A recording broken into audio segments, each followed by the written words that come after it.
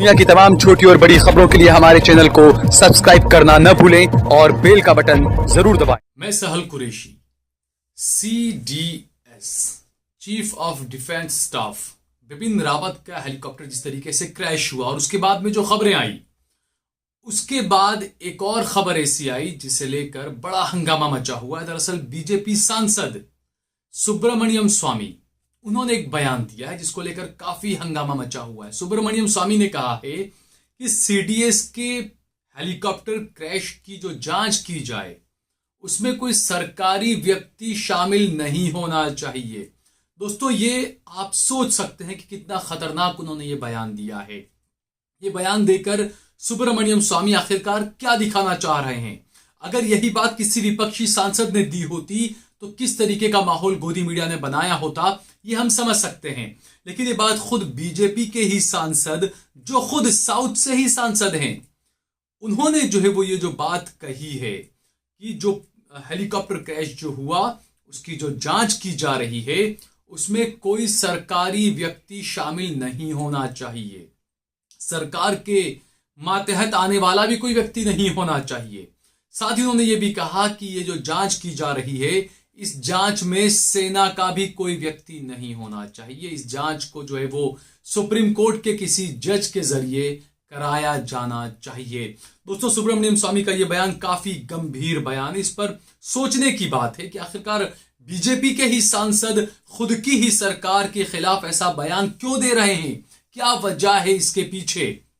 सुब्रमण्यम स्वामी ने यह भी कहा है कि जो जांच हो वो जांच लोगों के सामने आनी चाहिए। उन्होंने ये भी कहा कि कहीं ऐसा ना हो कि ये जांच होने के बाद तमाम चीजों को छुपा लिया जाए। ये उन्होंने शक जाहिर किया है। दोस्तों, उन्होंने कहा है कि सुप्रीम कोर्ट का जज जो है वो इस मामले की जांच करेगा तो बेहतर होगा।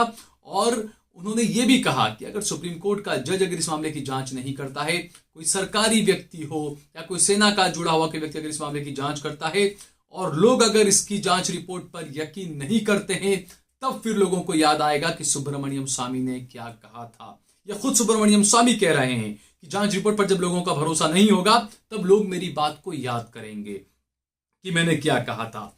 साथ ही उन्होंने ये भी कहा कि ब्लैक बॉक्स जो मिल चुका है, क्योंकि अमूमन यही होता है कि जब भी कोई हेलीकॉप्टर या प्लेन क्रैश होता है तो उसका जो ब्लैक बॉक्स होता है उससे बहुत कुछ चीजें पता चल जाती है कि क्रैश किस वजह से हुआ, क्या क्या हुआ होगा। तो यहां पर सुब्रमण्यम स्वामी ने यह भी कहा कि जो हेलीकॉप्टर क्रैश हुआ उसका जो ब्लैक बॉक्स मिला है, उन्होंने कहा है कि ब्लैक बॉक्स सिर्फ मैकेनिकल जो खामी होती है उसके बारे में बताता है। और यह हकीकत बात है कि जो बॉक्स होता है वो सिर्फ ये बताता है कि भाई पायलट ने लास्ट टाइम पर कंट्रोल रूम में कब बात की थी, क्या बात की थी, ये तमाम चीजें उसके अंदर आती है। लेकिन मान लीजिए अगर किसी ने बम फिट किया हो या किसी ने मिसाइल से हमला किया हो, तब वो तमाम चीजें ब्लैक बॉक्स में नहीं आती है। तो ये भी सुब्रमण्यम स्वामी ने कहा है कि ब्लैक बॉक्स जो होता है वो सिर्फ और सिर्फ मैकेनिकल खामियों के बारे में बताता है कि जैसा कि मान लीजिए इंजन फेल हो गया, पायलट ने कंट्रोल रूम में बात कर कर कहा कि भाई मैं लैंडिंग नहीं कर पा रहा हूं, पेट्रोल खत्म हो गया है या इंजन फेल हो गया, ये जो तमाम चीजें, ये जो मैकेनिकल जो खामियां होती है ये जो है वो ब्लैक बॉक्स में आती है। इसके अलावा की चीजें ब्लैक बॉक्स में नहीं आती है। ये बात कही है भाजपा के ही सांसद सुब्रमण्यम स्वामी ने। हमेशा ये चीन को लेकर भारत सरकार की नीतियों पर कई सवाल खड़े करते आए, खुद ही की सरकार के खिलाफ कई बार बयान दे चुके हैं सुब्रमण्यम स्वामी। और अब उन्होंने जो है वो इस मामले में CDS का जो यहां पर ये जो शहादत हुई है या जो मौत हुई है हेलीकॉप्टर क्रैश में, इसकी जांच पर उन्होंने जो बयान दिया है ये कई सवाल खड़े करता है। दोस्तों, उन्होंने ये भी कहा कि जिस तरीके से ये पूरा जो मामला हुआ है उस मामले की जब जांच होगी तो सरकार पूरी रिपोर्ट तो सामने नहीं ला सकती है, लेकिन जांच में क्या पूरा लब्बो लुआब उसका क्या निकलता है वो तो सरकार को जो है वो जनता को बताना ही पड़ेगा। ये एक बात हुई दोस्तों। इसके अलावा सेना में 35 साल सर्विस देने वाले रिटायर्ड ब्रिगेडियर सुधीर सावंत ने भी शक जाहिर किया है और कहा है कि ये बड़ी साजिश हो सकती है हेलीकॉप्टर क्रैश। उन्होंने ये भी कहा है कि ये LTTE ISI का ये एक साजिश हो सकती है या फिर ये एक बड़ा हमला भी हो सकता है, साजिश हो सकती है। ये बात इन्होंने कही है, इन्होंने शक जाहिर किया है। जो खुद भारतीय सेना में 35 साल जो है वो सर्विस कर चुके हैं, उनका ये कहना है, उन्होंने ये कहा है सुधीर सावंत ने कि ये LTTE और ISI की साजिश या फिर एक प्लान्ड अटैक हो सकता है, यानी पहले से प्लान किया हुआ एक अटैक ये हो सकता है जिसमें बिपिन रावत की मौत हो गई। इनके साथ जो है वो 14 लोग हेलीकॉप्टर में सवार थे, बिपिन रावत की पत्नी भी उसमें सवार थी, 13 लोग उसमें मारे गए, 13 लोगों की उसमें मौत हो गई। वाहिद एक शख्स बचा हुआ है जिसके लिए पूरे देश में दुआएं की जा रही है कि उन्हें जल्द से जल्द वो स्वस्थ हो जाएं, क्योंकि उनके बच के आने के बाद भी कई चीजें साफ हो सकती है। वो तमाम चीजें बता सकते हैं कि आखिरकार क्या क्या हुआ था हेलीकॉप्टर के अंदर, ये घटना कैसे हुई। ये वो चीज, एक वाहिद जो उस हेलीकॉप्टर में सवार था, वो शख्स जो बचा है, वो इन तमाम चीजों को बता सकता है, बखूबी बयां कर सकता है। लेकिन यहां पर जो ब्रिगेडियर सुधीर सावंत ने भी जो बातें कही है वो काफी गौर करने वाली है दोस्तों। उन्होंने कहा है कि ये LTT और ISI की साजिश हो सकती है या प्लान्ड अटैक हो सकता है।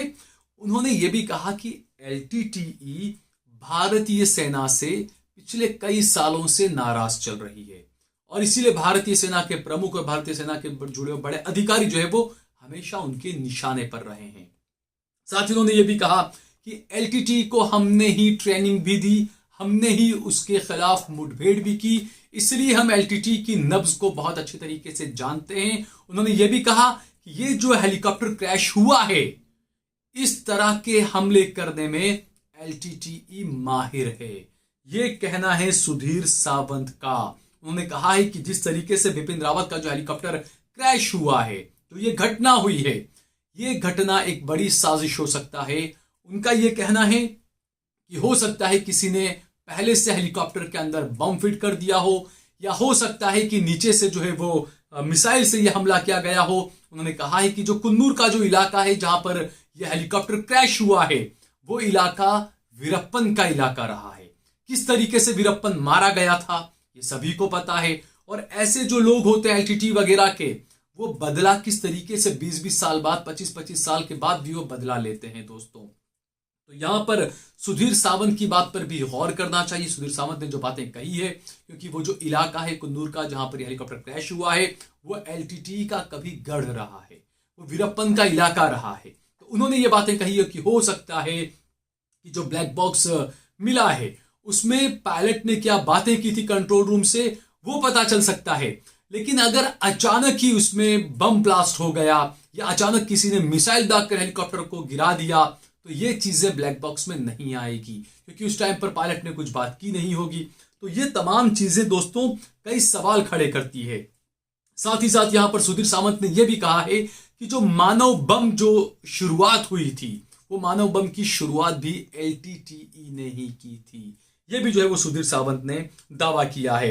और जो मैंने बताया, उन्होंने कहा है कि हो सकता है कि मिसाइल से हमला किया गया हो सकता है CDS के हेलीकॉप्टर के अंदर बम प्लांट कर दिया गया हो। यह भी बड़ा एक जांच का विषय है दोस्तों। उन्होंने ये भी कहा, ये काफी गौर करने वाली बात है, सुधीर सावंत ने कहा है कि 1 साल पहले ताइवान के CDS का हेलीकॉप्टर भी इसी तरीके से क्रैश हुआ था दोस्तों। तो इसीलिए इस बात पर गौर किया जाना चाहिए, क्योंकि जो ताइवान के CDS थे वो हमेशा चाइना के खिलाफ बयान देते थे, वो चाइना के खिलाफ बड़े प्रखर और मुखर थे, वो चाइना की नीतियों के खिलाफ और चाइना का विरोध अक्सर करते रहते थे। जो हमारे यहां पर CDS जो शहीद हुए, जो मारे गए इस प्लेन क्रैश में, बिपिन रावत, ये भी चाइना का खुलकर विरोध किया करते थे। हमने पिछले दिनों यह भी देखा था कि मोदी और शाह, प्रधानमंत्री नरेंद्र मोदी और गृह मंत्री अमित शाह, दोनों बार बार कहते थे कि नहीं, चाइना आया ही नहीं है, चाइना घुसा ही नहीं है, चाइना हमारी सीमाओं में नहीं घुसा है। लेकिन बिपिन रावत ने पिछले दिनों कुछ इस तरीके का बयान दिया था। वो बयान यही साबित करता था कि कहीं ना कहीं चाइना जो है वो भारत की सरहद में घुसकर अतिक्रमण कर रहा है। और दूसरा, कुछ इस तरह की बातें, इसके तथ्य क्या है इस खबर की हम पुष्टि नहीं कर सकते हैं, लेकिन कुछ खबरें इस तरह की हमने पढ़ी थी कि बिपिन रावत ने यह भी कहा था प्रधानमंत्री नरेंद्र मोदी से कि पाकिस्तान नहीं, चीन भारत के लिए बड़ा खतरा है दोस्तों। तो इस बात को बहुत ही बारीकी से हम सभी को समझना चाहिए, सोचना चाहिए। अपना दिमाग भी हमें लगाना चाहिए कि आखिरकार क्या क्या हो सकता है। क्योंकि हम ये सोचें कि होता रहता है, चलता रहता है, सेना के अधिकारी मरते रहते हैं, तो ये हम नहीं सोचना चाहिए दोस्तों। हमें हर बात की बारीकी में जाने की कोशिश करना चाहिए कि आखिरकार किस तरीके से क्या क्या हो रहा है। एक सच्चे और अच्छे भारतीय होने के नाते हमें अपनी देश की सेना से जुड़ी हुई हर खबर पर नजर भी रखनी चाहिए। अब वो वक्त नहीं है कि हम गफलत में सोते रहें। जो हो रहा है होने दो, जो चल रहा है चलने दो, हमें उससे क्या फर्क पड़ना है। अब वो वक्त नहीं है दोस्तों। अब वक्त वो है कि हमें अपनी 4 आंखें और 4 कान जो है वो खुले रखने होंगे। कहाँ क्या हो रहा है, कैसे हो रहा है, किससे क्या कनेक्ट रहता है, इन तमाम चीजों पर देश के हर नागरिक को अब नजर रखनी चाहिए। और ये नागरिक का अधिकार भी है कि वो इन तमाम चीजों को जाने, जानकारी हासिल करे। क्योंकि ये तमाम चीजें वो चीजें हैं दोस्तों जो देश के लिए भी कई सवाल खड़े करती है। कि CDS का इस तरीके से हेलीकॉप्टर क्रैश हो जाना, और वो हेलीकॉप्टर जिसमें प्रधानमंत्री खुद यात्राएं किया करते थे, वो हेलीकॉप्टर जिसमें 2-2, 3-3 इंजन लगे हुए हैं, वो हेलीकॉप्टर जिसके बारे में कहा जाता है कि वो हेलीकॉप्टर कभी क्रैश हो ही नहीं सकता, ऐसा हेलीकॉप्टर आखिरकार क्रैश कैसे हो गया? बड़े बड़े सेना के उसमें 13 अधिकारी, उनके फैमिली के लोग कैसे मारे गए? ये बड़ा सवाल है दोस्तों। और जिस तरीके से भाजपा के सांसद ने खुद जो सवाल उठाए हैं कि सरकार का कोई व्यक्ति नहीं होना चाहिए, सेना का कोई व्यक्ति नहीं होना चाहिए इस जांच में, सुप्रीम कोर्ट का जज जो इस मामले की जांच करे, दोस्तों ये बात कई सवाल खड़े करती है। और दूसरा सवाल यहां पर जिस तरीके से रिटायर्ड ब्रिगेडियर सुधीर सामंत ने खड़ा किया है, तो ये भी सवाल खड़े करता है कि क्या LTT और ISI दोबारा सक्रिय हो चुके हैं देश के अंदर? ये भी बड़ा सवाल है दोस्तों। अब जांच रिपोर्ट का इंतजार किया जाएगा, देखते हैं जांच की रिपोर्ट कब आती है, सब कुछ साफ होगा। लेकिन सवाल यहां पर जो सुब्रमण्यम स्वामी ने उठाए हैं और जो सवाल सुधीर सामंत ने उठाए हैं, इस पर हम सभी को गौर करना चाहिए। अगर आपको ये वीडियो पसंद आया हो तो इस पर कमेंट करिए, इसे लाइक करिए, इसे ज्यादा से ज्यादा शेयर करिए, और अगर आपने हमारा चैनल देश लाइव सब्सक्राइब न किया हो तो हमारे चैनल को जरूर सब्सक्राइब करिए। आप देख रहे हैं देश लाइव, देश की आवाज।